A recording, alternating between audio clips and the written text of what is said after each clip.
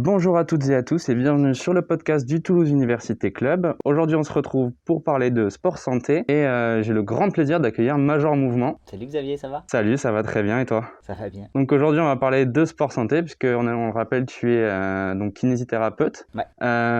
Déjà, est-ce que tu as une définition du sport santé à nous donner? Elle est dure comme question parce que la réponse est vite chiante en fait quand on parle de sport santé. Parce que tu as le côté très fun du sport et le côté un peu sanctionnant de la santé. Donc pour moi, je dirais que c'est presque un état global où tu te sens bien dans tes pompes et grâce à ça, le sport en est un bon moyen. Le sport t'aide à être boosté un peu au quotidien. Ouais. Est-ce que tu as une idée de rythme hebdomadaire que quelqu'un pourrait adopter quand on se met ou quand on se remet au sport, quelqu'un qui va débuter? Je pense que ça dépend vachement, comme tu l'as dit, du niveau d'entraînement. Pour un débutant, une fois par semaine, ça peut être bien. Assez vite, au bout de 2 à 3 semaines, on peut passer à 2 fois par semaine. Et au bout de 6 semaines, passer à 3 fois par semaine. C'est les recommandations de la Haute Autorité de Santé sur la pratique sportive. Je pense que le plus important, c'est d'y aller à son rythme. L'erreur numéro 1 que font les gens quand ils veulent commencer, c'est de vouloir aller trop vite, trop fort, trop loin. Et c'est peut-être pour ça aussi que parfois, soit ils se démoralisent vite, parce qu'ils l'ont fait sur un coup de tête, et en fait, ils ont mis un peu la charrue avant les bœufs. Moi, souvent, ce que j'explique, c'est que la seule chose qui arrive rapidement, ce sont les emmerdes. Et quand tu veux construire ta vie autour du sport, prends ton temps. Donc le corps va s'adapter. Le corps va s'adapter, le rythme va s'adapter. Tu vois, un truc qui est essentiel, c'est que, en fait, aujourd'hui, ne serait-ce que de caler une demi-heure de sport par semaine, ça demande une modification de ton emploi du temps. Est-ce que dans ton couple, c'est OK? Est-ce que tes gamins, c'est OK? Est-ce que le travail, c'est OK? Est-ce que physiquement, pour toi, c'est OK?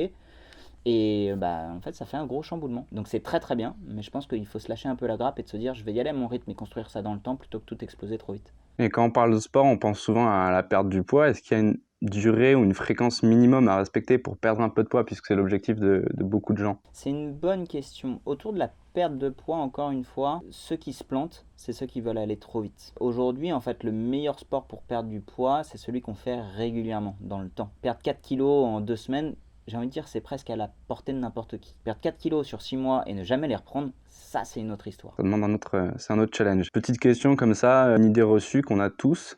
Courir à jeun, est-ce que ça fait vraiment brûler les graisses plus vite? Non, ça fait, en fait, tu passes, quand tu fais du sport à jeun sur une autre filière énergétique, ça peut être intéressant pour certains sports où, en fait, ils ont besoin de courir avec des réserves énergétiques faibles. Donc ça va être le cas de l'ultra-trailer, s'il n'a pas envie de prendre des pauses pour se réalimenter. Mais pour de la perte de poids, ça n'a aucun intérêt. Donc c'est presque plus dangereux qu'autre chose au final. Je dirais pas que ce serait dangereux. J'ai toujours du mal avec le mot dangereux parce que, en fait, en réalité, le vrai danger, il est plus de sortir à jeun, de pas être très vigilant et de se faire percuter par une voiture. Tu vois, là, t'as un vrai danger, en fait. Au pire, tu te sens pas très bien, tu fais un petit malaise vagal, tu mets les jambes en l'air et tu dis, bah, je recommencerai pas une deuxième fois, tu vois. Est-ce que grâce au sport, on peut perdre du poids à tout âge? Après, la perte de poids, elle est toujours à pondérer par rapport à la réalité.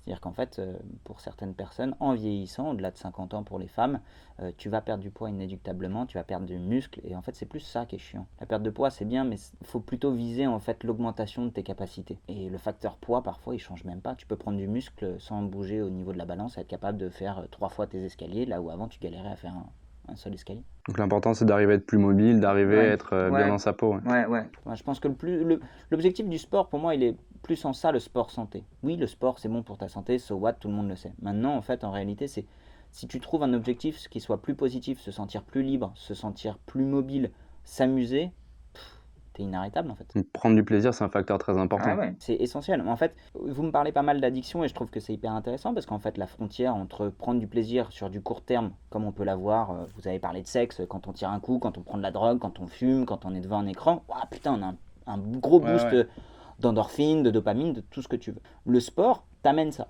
Mais en fait, en réalité, ce que tu veux sur ton bien-être à long terme, c'est construire des rituels qui font que tu puisses avoir en fait d'autres hormones que uniquement un boost de dopamine. Je pense notamment à l'ocytocine. L'ocytocine, les gens n'en parlent pas. Or, c'est l'hormone que tu sécrètes quand tu arrives à atteindre des objectifs que tu te fous sur le long terme. Acheter une maison, te marier, avoir des gosses, avoir un job, avoir un bon résultat, un examen pour lequel tu as bossé pendant longtemps. En fait, à ce moment-là, ton cerveau, il se sent intégré dans la société. Il se dit, ok, tu es sur la bonne voie. Et ça, en fait, c'est la meilleure des hormones parce que c'est celle qui te permet de te projeter sainement. Donc c'est l'hormone de la réussite. Exactement, on peut l'appeler comme ça. Ouais. Est-ce qu'il y a un sport parfait pour commencer? Celui qui te convient. La littérature va nous dire que le meilleur sport pour la santé, ce sera le yoga. Parce qu'en fait, c'est un sport qui va cumuler la respiration, la prise de conscience de soi, un gros aspect social, et en plus, a une dimension spirituelle. tu as moins de dimension spirituelle dans le foot ou dans le rugby, par exemple. Quoique, tu peux l'avoir, mais pas tellement sur le terrain. Dans les vestiaires, tu vas l'avoir. Et c'est ce qui va faire souvent que les gens vont continuer le sport. C'est plus tous les à côté que pour le sport en lui-même. Donc le meilleur sport, je pense que ça dépend de chaque individu et c'est de prendre du plaisir quand tu le fais, encore une fois.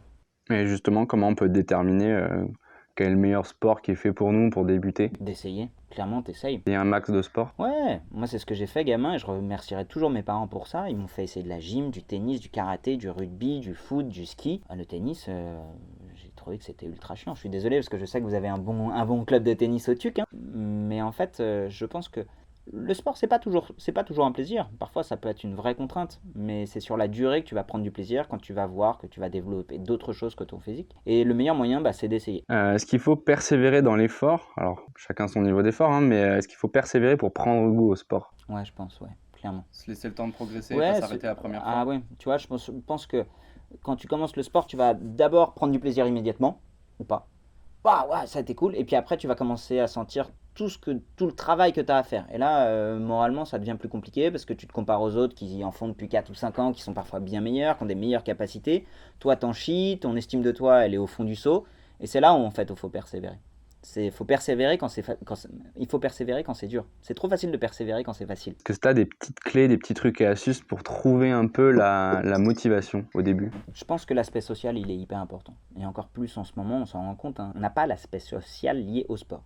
Donc je pense que de le faire avec des copains, se fixer des objectifs qu'on peut atteindre, un 10 km, faire tout un match de tennis, faire tout un match de foot, et essayer de se faire des potes quand tu vas au rugby. Je pense que ça, c'est ce qui va te permettre d'avoir des objectifs qui sont atteignables et qui à terme vont faire que tu auras encore envie d'y retourner. Parler un peu plus aux jeunes compétiteurs qui peuvent nous écouter. Est-ce que c'est utile de consulter régulièrement un professionnel de santé, par exemple un kiné, même quand on n'est pas blessé, simplement pour avoir des conseils, pour un peu sortir du cadre du club? Elle est hyper intéressante ta question parce qu'elle est vachement profonde en fait. Pour quelqu'un qui veut faire du sport sa carrière, oui, je pense que c'est indispensable. On le sait aujourd'hui, ne serait-ce que pour éviter la blessure, ce qui marche le mieux, c'est la connaissance de son propre corps. Mais sur des trucs bêtes, sur l'importance de faire des nuits complètes. En fait, tu peux pas prétendre demain être un athlète de haut niveau si tu dors pas au minimum 8 heures par nuit. En dessous de 5 heures par nuit, tu multiplies par 3 ton risque de blessure. Sur ta nutrition, ça me fend le cœur quand je vois des gamins qui demain veulent devenir footballeurs professionnels et qui bouffent au McDo. C'est juste pas possible en fait. De voir des gamins qui veulent à tout prix s'étirer jusqu'à la douleur alors que ça n'est pas bénéfique. De voir des gamins qui uniquement en dehors du sport sont complètement en échec scolaire et ont mis tous les œufs dans le même panier, le jour où tu te blesses, t'es dans la merde. Parce qu'il n'y a plus rien. Et ça, tu vois, j'ai vu suffisamment de sportifs de 22-23 ans qui se blessent, qui n'ont plus rien, et là, t'es tout seul. Et je crois que la meilleure des préventions, pour nous en tant que professionnels de santé, c'est d'avoir un rôle au même titre que les coachs, au même titre que les parents, et que tout le monde ait le même discours de dire « Oui, ton sport, c'est bien. T'es peut-être bon dans ta région, hein. » On va prendre l'exemple du rugby, tout simplement, parce qu'on est en terre de rugby.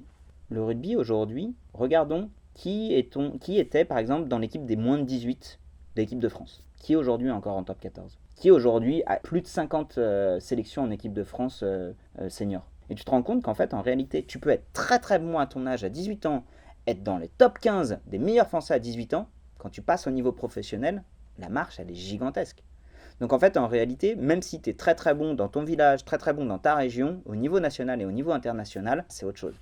Donc je vais continuer là-dessus parce que je pense que ça peut parler. J'ai le souvenir d'un gamin quand j'ai bossé en Guadeloupe pendant 5 ans, qui était probablement l'un des meilleurs en foot, un des meilleurs libéraux de Guadeloupe. Énorme. Mais vraiment, le mec, c'était le taulier, il était énorme. Évidemment, ses parents le soutenaient à fond, ils disaient qu'il allait faire une grande carrière de footballeur. Et on le sait aujourd'hui, il y a tellement d'argent dans le foot que pour des parents qui viennent de milieux sociaux qui sont parfois vraiment très difficiles, d'imaginer que le gamin il va pouvoir exploser dans le foot, bah t'as envie qu'il explose parce que tu te dis c'est lui qui va nous sortir de la merde dans laquelle on est et je peux clairement les comprendre. Et du coup ils avaient décidé pour lui d'arrêter les études, de l'envoyer en métropole et en fait le gamin il n'a pas tenu. Il n'a pas tenu parce qu'il est arrivé en métropole, il avait quitté la Guadeloupe où il était très bon, il s'est retrouvé dans un club de foot métropole où en fait son niveau était moyen moins. Il était loin de sa famille, loin de ses proches, il a vécu le froid pour la première fois de sa vie, les matchs durs en hiver, il a explosé en plein vol. Et là, tu te dis, tu vois, pour moi, le sport santé, c'est ça. C'est une culture. Et aujourd'hui, si Mbappé, il est si bon, c'est parce que dans sa famille, il y a une putain de culture de tout ce qui est lié autour du terrain, qui est probablement tout aussi important, voire plus important que ce que tu donnes sur le terrain. Donc l'aspect culturel du sport, prendre conscience de son corps, faire attention à soi et prendre des conseils judicieux. Ouais, je pense. Ça- Alors, j'aime pas beaucoup le côté faire attention parce qu'en fait, Ouais. quand tu fais attention à 15 ans, ça fait peur, tu vois. Oui, c'est sûr. Je dirais plutôt être suffisamment malin pour pouvoir optimiser ton corps pour que ton corps réponde à tes objectifs. Et justement, on parle d'objectifs, comment on peut se fixer des objectifs ambitieux sans se blesser? Quand tu commences à avoir de l'ambition, tu dois dépasser tes limites. En fait, si tu t'entraînes en permanence à 140% de tes capacités, bah, tu es en permanence dans la zone rouge où tu risques de te blesser. Et je pense que justement, cette capacité-là, c'est de se dire, ok, bah, il y a certains entraînements, je suis fatigué, je suis crevé, cet entraînement n'est pas forcément important, j'ai des petites douleurs, il vaut mieux que j'aille consulter, et c'est ok d'aller consulter, plutôt que de se dire, cet entraînement, je vais encore m'arracher la gueule, et en fait, parce que tu as voulu t'arracher la gueule sur un entraînement, tu ne seras pas là pour le match de dimanche, qui était important, parce qu'il y avait un sélectionnaire et ce genre de choses-là. C'est difficile de demander à un gamin de 14-15 ans de prendre du recul par rapport à une situation, surtout quand tu as le goût du jeu, quand tu as envie de te dépasser, mais en fait, en réalité, faut pas regarder sa potentielle carrière sportive au jour le jour, faut la regarder sur des décennies. On va revenir un peu au sujet des addictions parce que c'est le sujet dont on parle aujourd'hui un peu au TUC. Pourquoi faire du sport? Ça permet un peu un rééquilibrage global du système qui favorise la lutte contre telle ou telle addiction. Alors, je préfère te prévenir, la lutte contre les addictions, c'est pas ma spécialité. Ce que je vais te dire, c'est ce que j'ai retenu pour en avoir longtemps discuté avec mon meilleur ami qui est psychiatre, avec un patient qui est psychiatre. Pendant longtemps, on pensait que vis-à-vis des addictions, ne pas en parler était la solution. De ne pas exposer les gens du tout à l'addiction, c'était la solution. Or, aujourd'hui, on se rend compte que ça ne marche pas, en fait. Certaines personnes sont programmées génétiquement dans leur éducation à avoir une certaine addiction.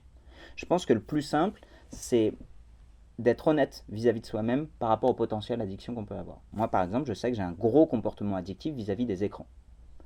Et ben, qu'est-ce que j'ai fait? J'ai enlevé de mon téléphone toutes les applications où je pouvais y passer des heures sans m'en rendre compte. Être capable de se dire, moi, par exemple, je te le dis très sincèrement, je sais que j'ai un comportement addictif vis-à-vis de la drogue. C'est pour ça que j'ai jamais touché à la cocaïne, j'ai jamais touché, je sais pas, il y a quoi d'autre, à l'héroïne, parce que je sais très bien que le jour où j'y touche, je bascule complètement. Et c'est ok de dire ça en fait, tu vois.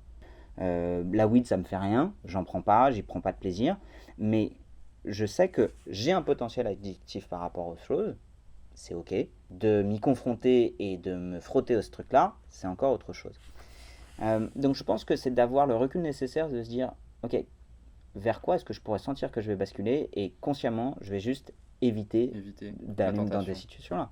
Donc, parce qu'en fait, une fois que tu sombres dans une addiction, ça porte bien son nom, c'est que tu sombres dedans. On peut parler des réseaux sociaux. Moi, j'ai eu une période où pendant 1 an, j'étais addict à Instagram. Au nombre de likes, au nombre de commentaires, au nombre de vues en story. Ça a eu un impact énorme sur ma vie sociale. Et je suis très content d'avoir été bien entouré à ce moment-là pour que les gens aient les mots et la patience pour te dire, bah là, en fait, il est 22h, il est peut-être temps de poser ton téléphone, qu'on ait une vraie conversation.